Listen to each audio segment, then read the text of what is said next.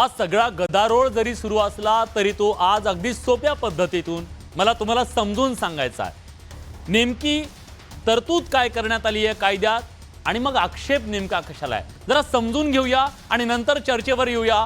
बडे मुद्देच्या माध्यमातून ज्याची आज आपल्याला चर्चा करायची आहे हा मुद्दा तरतूद आहे। वक्फ बोर्डाला एखादी संपत्ती वक्फ आहे की नाही हे ठरवण्याचा अधिकार आहे।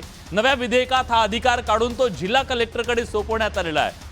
आक्षेप आहे की यामुळे वक्फ बोर्डाची स्वायत्तता नष्ट होईल, सरकारी हस्तक्षेप वाढेल, हा धार्मिक स्वातंत्र्यावर आघात आहे कारण वक्फ हा इस्लामिक कायद्याशी संबंधित आहे। आक्षेप क्रमांक 1 तरतूद क्रमांक 1 तरतूद दुसरी काय, राज्य वक्फ बोर्ड आणि केंद्रीय वक्फ परिषदेमध्ये 2 गैर मुस्लिम सदस्य आणि महिलांचा समावेश अनिवार्य करण्यात आला आहे। मग आक्षेप काय, आक्षेप आहे वक्फ मुस्लिम समुदायाशी संबंधित धार्मिक व्यवस्था आहे आणि गैर मुस्लिमांचा समावेश हा धार्मिक बाबींमध्ये हस्तक्षेप आहे असं त्यांचं म्हणणं आहे। तिसरी तरतूद, एखादी संपत्ती वक्फची आहे की नाही हे ठरवण्याचे अधिकार आता कलेक्टरकडे असतील आणि सरकारी संपत्ती वक्फ म्हणून घोषित होऊ शकणार नाहीये। आणि आक्षेप आहे की यामुळे वक्फ बोर्ड कमकुवत होईल आणि ऐतिहासिक वक्फ संपत्तीवर दावा करणं कठीण होईल। हे विधेयक सरकारला वक्फ संपत्ती ताब्यात घेण्याचा मार्ग मोकळा करणार आहे। आधी वक्फ ट्रिब्युनलचा निर्णय अंतिम मानला जायचा, पण आता त्याविरोधात 90 दिवसात उच्च न्यायालयात अपील करता येणार आहे। आक्षेप काय, काही मुस्लिम संघटनांच्या म्हणण्यानुसार यामुळे वादग्रस्त प्रकरण लांबतील आणि वक्फ संपत्तीचं संरक्षण कमकुवत होईल। वक्फ संपत्तीची नोंदणी केंद्रीय पोर्टलवर करणं आणि त्याचं व्यवस्थापन करणं पारदर्शी करायचं आहे अशी ही तरतूद आहे।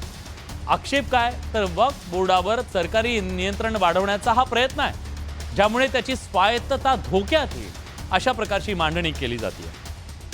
त्यामुळे एका बाजूला या तरतुदी विधेयकातल्या आणि त्याच्याबद्दलचे हे आक्षेप आहेत, पण या सगळ्यातून काही सवाल निर्माण झालेत ज्याची आज आपल्याला सविस्तर चर्चा करायची आहे। बडे मुद्देच्या माध्यमातून हे सवाल कुठले आहेत बघूया। आज आपल्याला चर्चा करायची आहे वक्फ बोर्ड सुधारणा विधेयकाला जो विरोध केला जातोय तो योग्य आहे का, आणि योग्य असेल तर तो का आहे, त्याच्या मागची कारणमीमांसा काय, वक्फ बोर्डातील सुधारणेला विरोध नेमका का होतोय त्याच्या मागची कारण आपल्याला शोधायची आहेत। विधेयकाच्या माध्यमातून वक्फ बोर्डात हस्तक्षेप करण्याचा प्रयत्न होतोय का आणि ते ताब्यात घेण्याचा प्रयत्न होतोय का, यामुळे मुस्लिमांच्या धार्मिक स्वातंत्र्यावर खरंच आघात होतोय का, याबद्दलची चर्चा आपल्याला आज करायची आहे। तो मुद्दा उपस्थित करायचा आहे। या विधेयकामुळे वक्फची संपत्ती सरकारच्या ताब्यात जाणार आहे